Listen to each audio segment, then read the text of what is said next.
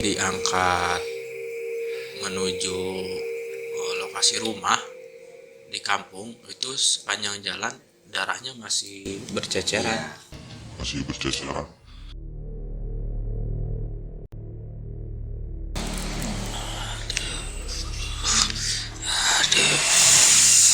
Dia kepalanya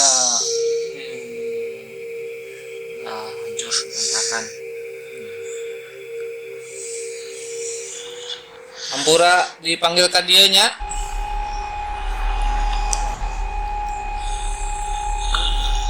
Cenah naon?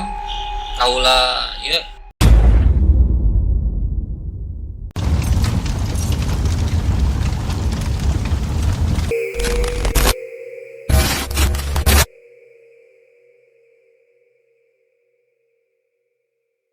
Waktu itu kan kebetulan posisi jalan ke kampung saya itu belum aksesnya belum sampai mobil ke kampung ya. Itu masih di depan gitu di Perum. Itu posisi di kampung udah rame karena kedatangan ambulan. Gitu kita rame-rame ke depan. Posisi saya sama almarhum bapak saya waktu itu. Kebetulan posisi almarhum bapak saya waktu itu pas ngangkat jenazah itu posisinya di pas kepalanya Kang Di. Jadi waktu itu yang saya lihat kebetulan saya juga di pinggir di sebelah bapak saya itu posisi pas di depan kepala almarhum waktu itu.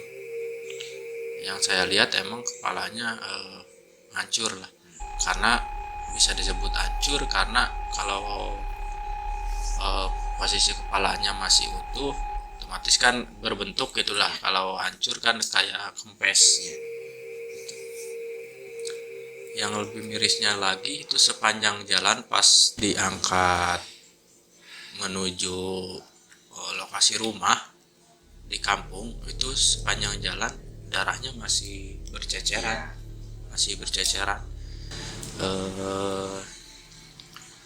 Histeris lah orang rumah, keluarganya almarhum itu histeris banget. Bukan hanya keluarganya, kita sebagai teman-temannya juga merasa sedih gitu, sama shock karena kita tergabung mungkin dalam satu kelompok yang memproduksi barang bawaannya dia gitu. Dan sampai temen saya yang satu lagi yang masih hidup gitu ya, saksi matanya sampai dilarikan ke rumah sakit waktu itu karena benar-benar shock banget gitu, belum bisa ditanya apa-apa. Posisinya itu pas malam lebaran, pas lagi rame-ramenya di kampung setelah kejadian itu dan mayatnya dibawa ke rumah itu langsung posisinya yang tadinya rame jadi sunyi. Jadi mungkin ya dalam suasana berduka waktu itu karena enggak tahu kenapa jadi di makaminnya itu enggak nunggu pagi, langsung dimakamkan. Biasanya Pak, juga ya. Biasanya kan kalau posisinya malam hari biasanya kan suka nunggu pagi tuh. Kalau ini posisinya enggak gitu. Karena mungkin masih mayat, mungkin darahnya masih berceceran, jadi otomatis pihak sesepuh di kampung waktu itu ya walaupun udah dibersihin sama pihak rumah sakit tapi diminta untuk dibersihkan ulang karena mungkin karena kejadiannya nggak wajar, kecelakaan, jadi takutnya ada apa-apa gitu. Posisinya waktu itu sesepuh kampung yang masih tahap belajar mungkin ya, jadi belum fasih banget dan belum apa banget waktu itu posisinya. dibersihkan lagi, dimandiin lagi lah. Setelah selesai mungkin perjalanan langsung menuju ke pemakaman ya. Emang pas pas waktu diantar ke pemakaman itu sekitar jam satuan kalau nggak salah. Jam 1 malam di Jam 1 malam. makamkan Iya. ya. Malam takbiran. Malam takbiran jam 1 malam. Kenapa bisa jam 1 malam? Waktu itu kan sekitar jam setengah 11-an mungkin datang mayat ke rumah. Karena kan kenapa jam 1 malam kan, jadi harus proses mandi ulang lagi, terus harus proses gali kuburan, gali kuburan selesai, terus pokoknya persiapan untuk pemakaman lah. Setelah selesai waktu itu jam 1 mungkin melakukan perjalanan, kebetulan ke pemakaman itu dari kampung saya nggak terlalu jauh Pak, emang Dekat ya. iya, pas di samping kampung lah pemakamannya.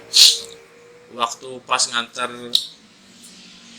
mayat ke pemakaman itu emang posisinya udah, karena mungkin meninggalnya dalam keadaan gak wajar ya, bisa disebut seperti itu. Jadi ada hal-hal ganjil gitu yang terjadi itu pas di perjalanan mau ke pemakaman. Ada teman saya pribadi yang cerita waktu pas nganter ke pemakaman itu ada kayak sosoknya itu ngikutin.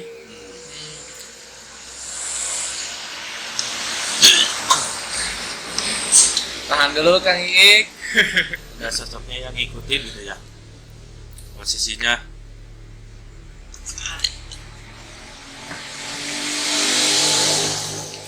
Maklum Lur, serunya kita melakukan konten kisah mistis ini karena Kang Ik selaku narator ya juga suka kedatangan lah karena ada wadahnya, jadi memang ketika menceritakan suka kepancing gitu. Makanya jangan heran ketika menceritakan tuh langsung kontak gitu Kang Ik. Dan saya juga sebenarnya udah berat karena sosoknya udah hadir gitu Lur. Cuman biar sambil kita lanjut, biar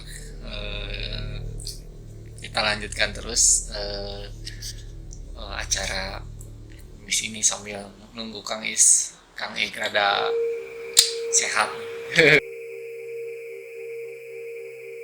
Mohon maaf dulur-dulur semua ya, dan Kang Adi juga. Karena beginilah gitu ya. Mungkin pas waktu itu ya, pas dalam perjalanan mengantar jenazah ke pemakaman pun memang udah terjadi hal-hal yang ganjil gitu ya. Ya salah satunya ke teman-teman dia pribadi gitu, apalagi dalam teman yang satu tim waktu itu pencetus untuk membuat produksi. Jangan itu Pak itu ya. Singkat cerita, selesailah pemakaman ya. Selesailah pemakaman berarti pas besoknya itu udah hari Raya ya. hari raya, dan malam sudah hari raya itu berarti malam pertama, malam ke-1. Karena posisinya waktu itu nggak ada di pemakaman, cuman doa-doa lah sewajarnya untuk pemakaman gitu ya. Jadi kehitungnya pas udah Idul Fitri itu baru malam pertamanya gitu. Kalau di kampung saya kan suka ada, kalau ada yang meninggal itu suka ada acara tahlilan.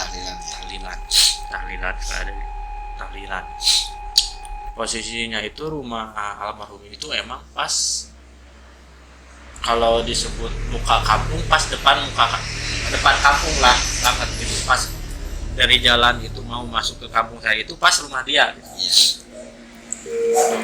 Waktu itu. Dan yang pas waktu malam pertama tahlilan itu di rumahnya pribadi udah banyak hal yang ganjil, apalagi setelah acara tahlilan bubar selesai itu ada kejadian pintu rumah tetangga diketuk-ketuk lah, ada suara-suara minta tolong lah, ada yang pulang malam ngapel mungkin ya, dicegat lah. Pokoknya intinya ngeganggu banget lah, karena posisinya waktu itu emang jahil banget Kang Yan gitu. Si sosoknya itu jahil banget gitu, karena mungkin kalau meninggal secara kayak gitu mungkin korin ya Kang Yan ya, terus darah mungkin darahnya juga kan waktu pertama banyak berceceran di jalan gitu, jadi belum sempurna lah disebut kan, nggak tahu juga kan ada bagian tubuh yang tertinggal di sana gitu, gimana kan nggak tahu gitu, karena waktu itu posisinya saya kalau waktu mandiin nggak lihat gitu, nggak lihat,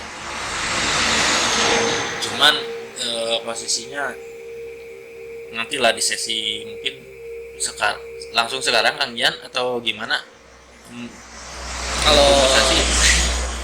Kalau memungkinkan ya, kalau memungkinkan mungkin nanti akan digambarkan sama korinnya langsung lah gitu ya, mungkin kalau situasinya memungkinkan nanti ada sesi, nanti bisa Pak Adi yang nanya langsung atau Kang Ian, karena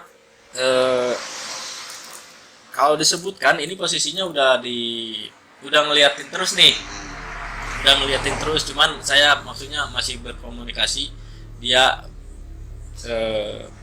kalau bahasa kitanya mau nggak gitu ya, mau nggak untuk diambil keterangan untuk lebih dalam lagi gitu, maksudnya gimana sih kenapa sih dia sampai ngegangguin orang-orang gitu. Tapi ada pengalaman yang pribadi Kang Iga selama kan dia tuh korinnya tuh bergantian selama 40 hari ya. Ada pengalaman pribadi Kang Iga selama rentang waktu itu? Kalau pengalaman secara langsung untuk pribadi saya sih nggak ada Kang Jan. Tapi kalau teman-teman sama tetangga di sana di kampung emang banyak gitu yang ngalamin. Karena gini loh. Karena waktu itu pas kejadian udah malam pertama banyak yang kayak gitu, mungkin waktu itu saya masih rasa takutnya masih gede. Waktu itu saya sempet baratnya ngungsi lah dari kampung itu ke kampung saudara saya gitu, sampai nginep di sana selama 7 hari nggak pulang-pulang karena saking takutnya nggak pulang-pulang. Cuman ada pengalaman nggak secara langsung, cuman dia datangnya di mimpi sih, lebih di mimpi ke saya itu, lebih di mimpinya ya gitulah, maksudnya bicaranya mau ikut gak dengan saya, ayo ikut dengan saya, seru nih gitu, maksudnya kayak gitulah, pokoknya kayak bahasanya kayak nggak nyambung, cuman emang sosoknya dia gitu, tapi cuman di mimpi ya, makanya saking takutnya sampai saya 7 hari seminggu berarti saya nginep di ngungsi dulu karena kedekatannya itulah gitu ya. Maksudnya waktu itu kan saya masih lah bisa dibilang penakut lah gitu ya. Terus itu selama 40 hari itu sampai titik dimana nggak ada gangguan lagi, apa ada memang sesepuh atau istilahnya mah yang mencari titik terang kenapa sampai mengganggu. Maksudnya hilangnya masih berkelanjutan atau enggak gitu ya selama 40 hari. Jadi gini Kang Yan, kenapa bisa sebenarnya sampai sekarang itu sebenarnya masih bukan udah enggak sih kalau sekarang, tapi hilangnya itu pas rumahnya posisinya dijual kan ya. Jadi karena mungkin simpang siur tetangga banyak yang diganggu, jadi otomatis kan si pihak keluarga itu merasa gimana ya, risih, jadi banyak dengar itu dengar inilah, bukan malu sebenarnya posisinya itu mah, jadi gimana ya, dia mungkin tekanan lah, udah dia kehilangan anak, berduka, tetangga banyak yang ngomong kayak gini kayak gitu, mungkin dia tahu datang ke siapa gitu ya Kang Adi, untuk ibaratnya kalau kayak ke dokter berobat lah, mungkin ke orang pintar mungkin ya. Jadi rumah itu dijual, posisinya mereka sekeluarga pindah Kang ya. Ini di sini Ya, pindah besoknya ini di sini. Pindah kampung.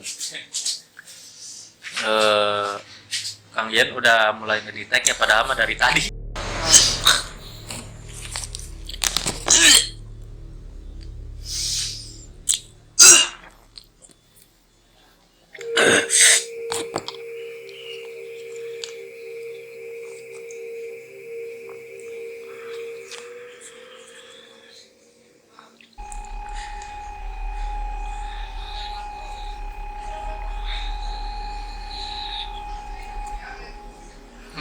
Gak sulit lah Ngayitin ini.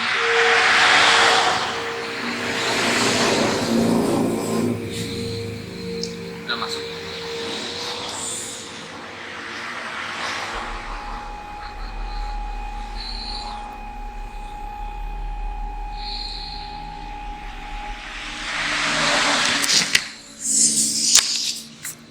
Karena ini masih ini ya, sosoknya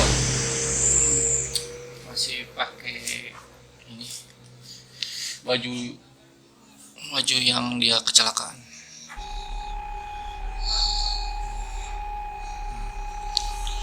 Cicing nih dia, cicing. Sok. Assalamualaikum. Sampurasun.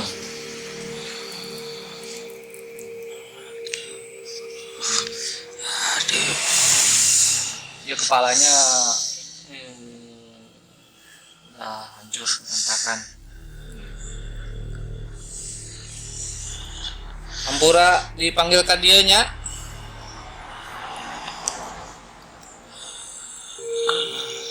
Tenan naon?